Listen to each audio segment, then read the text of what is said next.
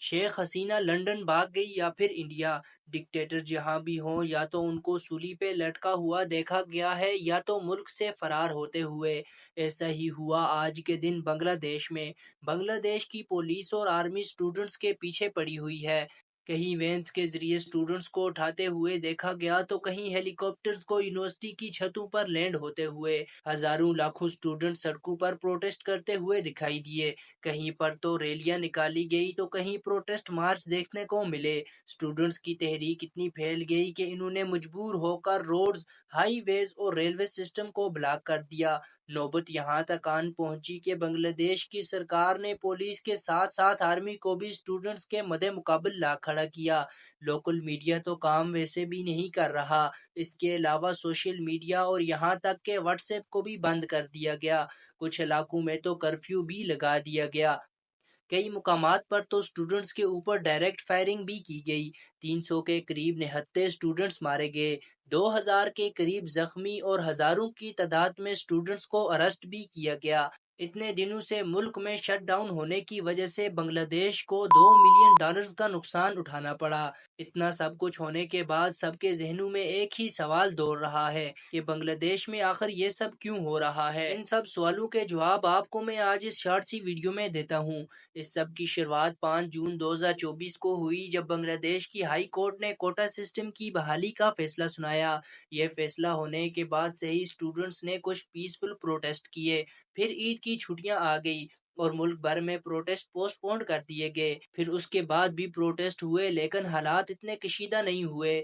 معاملہ تب بگڑا جب 14 جولائی 2024 کو بنگلہ دیش کی پرائم منسٹر نے ریمارکس دیے جس نے معاملے کو مزید بگاڑ دیا۔ انہوں نے کہا کہ فریڈم فائٹرز کو اگر جاب میں کوٹا نہیں دیا جائے تو کیا رضاکاروں کو کوٹا دیا جائے؟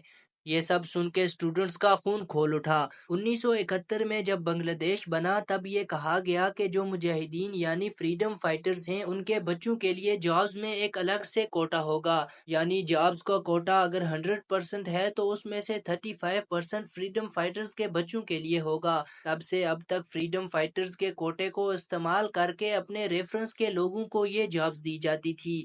اصل مدعا تو یہ تھا۔ تو اس سب کے خلاف اسٹوڈنٹس اپنے حق کے لیے سڑکوں پر نکل آئے۔ حالات کشیدہ ہونے کے بعد سپریم کورٹ آف بنگلہ دیش نے کوٹا سسٹم میں بھاری رد و بدل کرنے کا فیصلہ سنایا۔ اس آرڈر میں 93% کوٹا میرٹ پر دیا گیا جو پہلے 44% تھا، اور فریڈم فائٹرز کا کوٹا 5% کر دیا گیا جو پہلے 35% تھا۔ 1% مائنورٹیز اور 1% معذوروں کے لیے فکس کیا گیا۔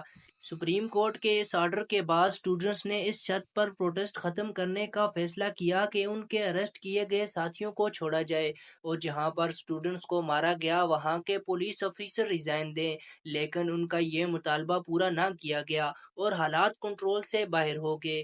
پھر کیا تھا؟ جب سچویشن آؤٹ آف کنٹرول ہو گئی تو شیخ حسینہ ڈکٹیٹر جس نے 15 سال بنگلہ دیش پر راج کیا اس کو ملک سے بھاگتے ہوئے دیکھا گیا۔ ان کے ملک سے بھاگنے کے فوراً بعد پروٹیسٹر نے ان کے گھر پر دھاوا بول دیا اور ان کے عالیشان گھر کو لوٹ لیا اور وہاں بنا ہوا کھانا بھی انجوائے کیا، یہاں تک کہ ان کے والد محترم کے بنے ہوئے اسٹیچو کو بھی نہ چھوڑا گیا۔ بنگلہ دیش کے فاؤنڈنگ فادر شیخ مجیب الرحمان پر بھی لوگوں نے غصہ نکالا۔ کوئی کہہ رہے ہیں حسینہ لندن میں جا کر ریفیوج مانگ رہی ہے اور کوئی کہہ رہے ہیں حسینہ انڈیا بھاگ گئی۔ اس بات کا تو ابھی کنفرم نہیں، جو ہی بات سامنے آتی ہے تو آپ کو اپڈیٹ کیا جائے گا۔ آپ کس کے حق میں ہیں، اسٹوڈنٹس یا حسینہ کے؟ کمنٹ کر کے ضرور بتائیں۔ مزید ایسی انفارمیٹیو ویڈیوز کے لیے ہمارے چینل کو سبسکرائب کرنا نہ بھولیں۔